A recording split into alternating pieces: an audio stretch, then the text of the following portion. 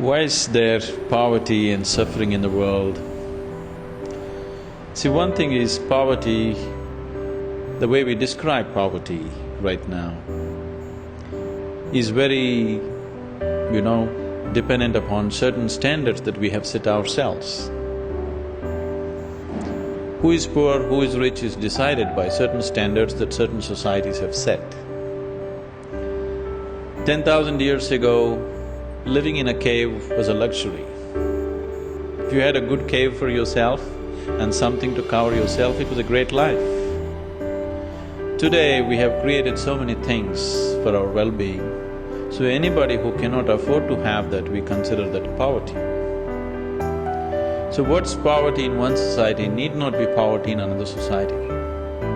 So this trying to have a world view of common sense of poverty, saying that if you earn anything less than $10 per hour, you're poor, I think is an improper way of looking at the world.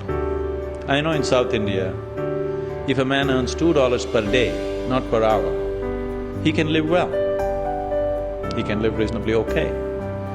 The kind of prosperity that we are talking about, our standards of prosperity are completely unrealistic and ecologically unsustainable.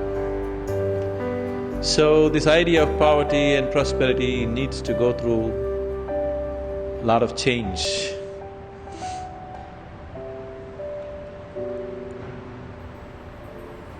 I come from a culture where people have chosen many times, not now, many times to be consciously poor, by choice. This is a culture where kings have chosen to walk as beggars. So, poverty is not necessarily in terms of whether you have a car to drive or not, whether you have a big house to live or not, that's not so.